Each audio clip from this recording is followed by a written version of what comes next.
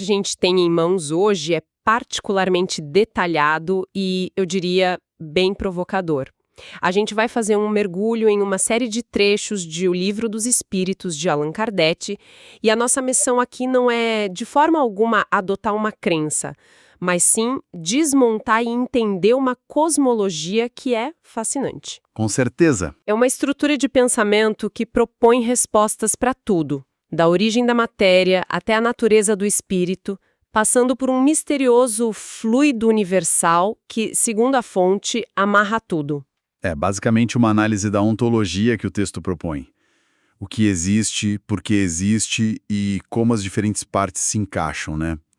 E o ponto de partida dessa cosmologia é, curiosamente, uma declaração sobre humildade. É o reconhecimento daquilo que a gente não pode saber. E isso já começa de forma muito direta. A primeira pergunta que o material levanta é dado ao homem conhecer o princípio das coisas? E a resposta é um não bem claro. O texto diz que esse conhecimento pleno não é para o nosso mundo atual. Certo. Ele sugere que a compreensão se expande conforme o ser se purifica.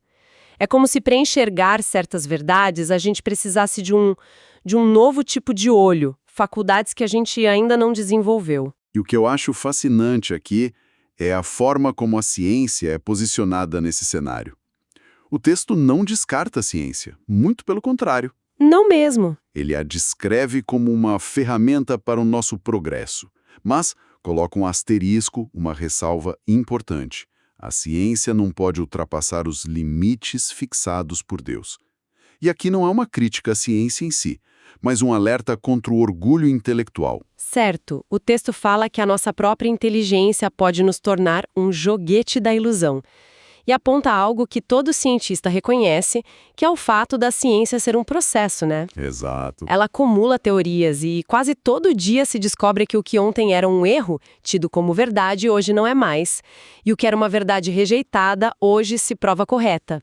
É uma visão da ciência como um caminho, não como um destino final com todas as respostas. Exatamente.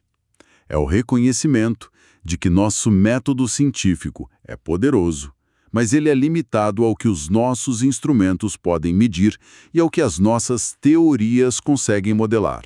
A fonte sugere que, justamente por causa dessa limitação, existe espaço para uma outra forma de conhecimento. A pergunta 20 fala sobre a possibilidade de receber comunicações de uma ordem mais elevada sobre aquilo que os nossos sentidos não captam.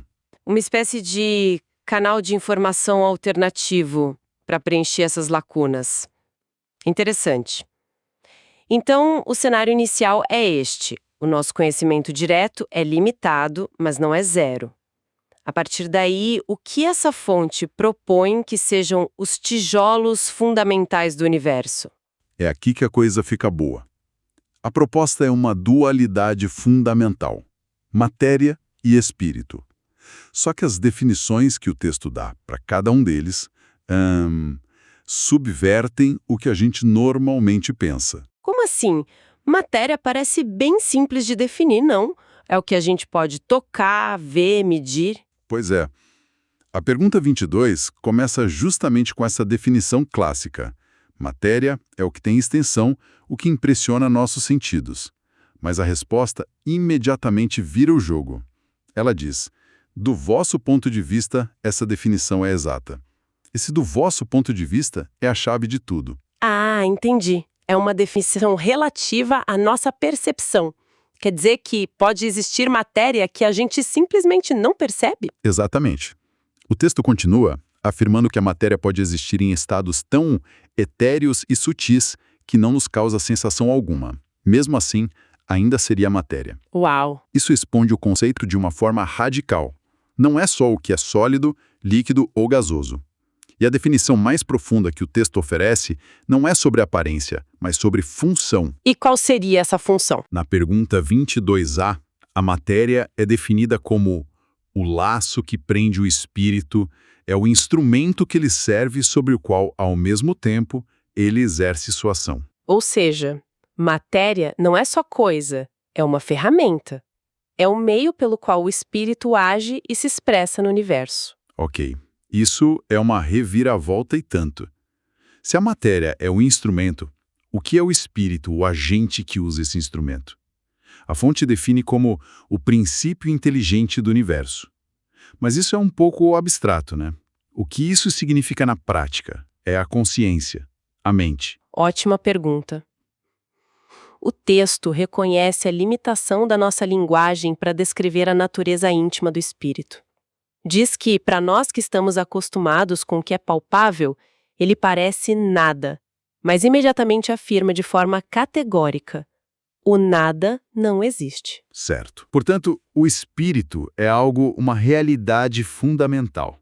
É o princípio por trás da inteligência, da vontade, do pensamento. A matéria é inerte. O espírito é o que anima a matéria. Mas isso cria um paradoxo, não é? Se o espírito é imaterial, não é palpável, e a matéria física, como um pode influenciar o outro? É como tentar pegar fumaça com um garfo, ou, sei lá, mudar um programa de computador gritando com a tela.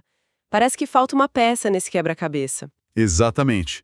E é para resolver esse paradoxo que a fonte introduz um terceiro elemento, transformando a dualidade em uma trindade. A pergunta 27 apresenta o que o texto chama de trindade universal. Certo. Em primeiro lugar, Deus, a causa primária de tudo, que está acima dos outros dois. Em segundo, o Espírito, o princípio inteligente. E em terceiro, a matéria, o instrumento. A peça que faltava, o elo de ligação, é o que o texto chama de fluido universal. Fluido universal soa como algo saído de ficção científica. Que papel ele cumpre? É uma espécie de intermediário. Precisamente. Ele é descrito como estando posicionado entre o espírito e a matéria que a gente conhece, a matéria grosseira. Ele é a ponte. É o agente que o espírito utiliza para atuar sobre a matéria. Sem esse fluido, diz o texto, a matéria estaria em perpétuo estado de divisão. Ou seja... Seria apenas poeira cósmica sem coesão? Exato, seria só poeira.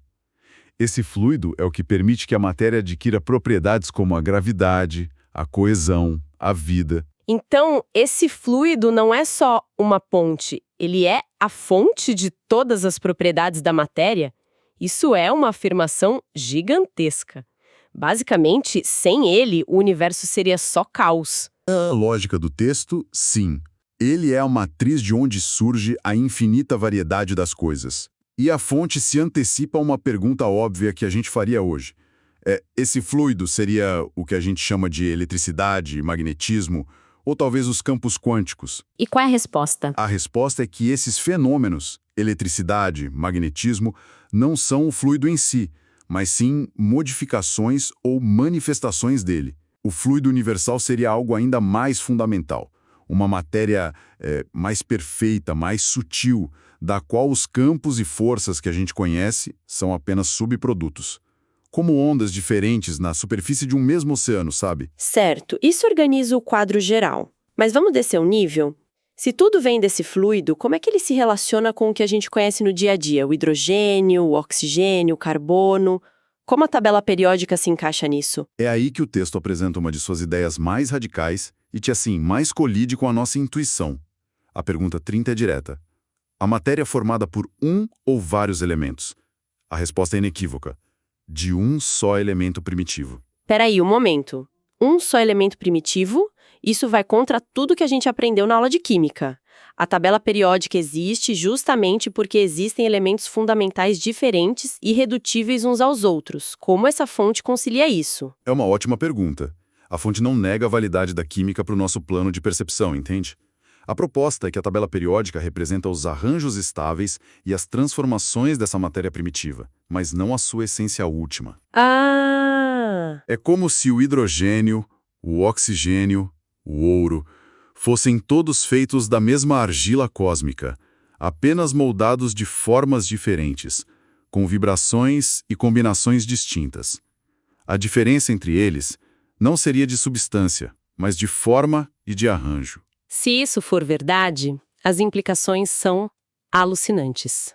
Significa que a diferença entre ouro e chumbo, ou entre um veneno e um remédio, não é fundamental. É só uma questão de configuração. Isso transforma o universo de uma coleção de coisas distintas para um campo de potencial puro. Exatamente essa é a consequência que o texto explora. A pergunta 32 leva essa lógica ao extremo. Afirma que sabores, odores, cores, sons e até mesmo as qualidades venenosas ou saudáveis dos corpos não são propriedades intrínsecas e absolutas das coisas, Não pode ser. mas sim modificações dessa substância única. Então a venenosidade não está na planta, mas na interação entre a configuração daquela planta e a configuração do nosso corpo. Pela lógica do texto, sim. E ele usa um exemplo prático para defender isso. O fato de que nem todos percebem as qualidades da mesma maneira. O que para um é veneno, para outra é inofensivo. O que uma pessoa vê como azul, outra, como uma percepção diferente, pode ver como vermelho. Faz sentido. Isso seria uma prova de que essas qualidades dependem da disposição dos órgãos destinados a percebê-las em sua interação com as diferentes modificações daquela matéria única. Isso leva a um princípio que o texto menciona, o de que tudo está em tudo. Se tudo é feito da mesma argila, então, em teoria, o potencial para qualquer propriedade existe em qualquer substância. Só precisa ser ativado. Exato. E tem uma nota de rodapé no material que a gente tem que dá um exemplo que, para a época, era extremamente provocador, citando o fenômeno do magnetismo. Alega-se que o magnetizador, através da vontade, poderia dar a uma substância comum, tipo a água, propriedades completamente diferentes. Por exemplo, dar a ela um sabor específico ou até as qualidades medicinais de outra substância. Isso soa como alquimia pura. A lógica por trás é o que interessa. Se a água e a outra substância são, em última análise, feitas do mesmo elemento primitivo, então a transformação não seria uma criação do nada, mas uma reconfiguração do que já está lá. A vontade nesse modelo atuaria como a força que direciona essa reconfiguração através do fluido universal. É uma visão de mundo onde a matéria é incrivelmente plástica e responsiva. Uau! É muita coisa para processar. Uma matéria única e plástica, um fluido conector, um princípio inteligente. Para fechar esse modelo cosmológico, o texto aborda dois conceitos que sempre me fascinaram: o espaço e o vácuo. Vamos começar pelo espaço. É infinito ou tem uma bordinha em algum lugar? A resposta do texto é clara e baseada em pura lógica, não em revelação. A pergunta 35 questiona se o espaço é infinito ou limitado. A resposta é infinito. E o raciocínio é um convite à reflexão. Imagine, por mais longe que seja, um limite para o espaço. A sua própria razão vai perguntar: e o que tem do outro lado desse limite? Mesmo que a resposta fosse nada, ou o vazio absoluto, isso ainda seria espaço. A lógica nos força a concluir que o espaço não pode ter um fim. Faz sentido. É um argumento difícil de refutar, o que nos leva diretamente à questão seguinte: e o vazio absoluto? O nada que a gente acabou de mencionar, ele existe em algum lugar do universo? E aqui a cosmologia do texto se fecha de forma perfeita. A pergunta 36 questiona se existe o vácuo absoluto, e a resposta é um sonoro não. Não há o vazio. E por que não? O espaço entre os planetas não é basicamente um vácuo? Não segundo essa fonte. O texto afirma que aquilo que nos parece vazio está, na verdade, ocupado por uma matéria que escapa aos teus sentidos e aos teus instrumentos. Isso nos leva de volta ao início da nossa conversa. Ah, claro. É onde está toda aquela matéria etérea, sutil, que a gente não consegue ver ou medir. O que a gente chama de vazio é, na verdade, o próprio fluido universal preenchendo tudo. Exatamente. O universo, nessa visão, não é um conjunto de ilhas de matéria flutuando num oceano de nada.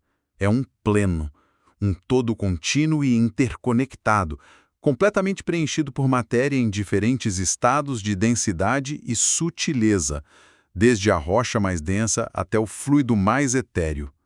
Tudo está conectado. Certo.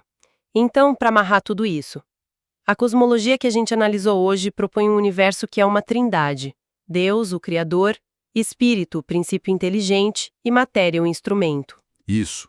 Esses dois últimos são conectados por um intermediário, o fluido universal, que também é a fonte de todas as propriedades da matéria.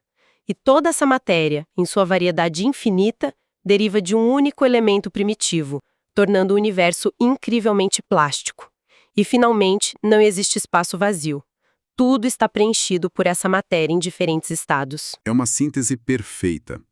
Se a gente conectar isso ao quadro geral, o que temos é uma visão de mundo que desafia frontalmente uma perspectiva puramente materialista. O universo não seria apenas um mecanismo cego de partículas e forças. Haveria um princípio inteligente atuando sobre a matéria, e essa matéria seria muito mais do que aquilo que podemos tocar e medir. Sim. A realidade seria muito mais densa, interconectada e responsiva do que nossos sentidos costumam nos dizer. É uma estrutura de pensamento realmente complexa e, assim, elegante. Deixa a gente com muito o que pensar. E com uma pergunta final para levar conosco. Sim. Se a gente levar a sério a ideia do texto de que todas as propriedades da matéria, da cor de uma flor, ao efeito de um veneno, do sabor de uma fruta, à solidez de uma rocha, são apenas modificações de uma única substância primitiva, o que isso realmente implica sobre o potencial de transformação no mundo ao nosso redor? Exato. Se as qualidades das coisas não são fixas e imutáveis, mas sim arranjos de uma base comum, talvez o universo seja muito mais dinâmico do que a gente imagina. E como o texto sugere, com o exemplo da ação magnética, talvez essa transformação possa até ser dirigida por uma força como a inteligência ou a vontade. Se for o caso, onde estão os verdadeiros limites do que é possível?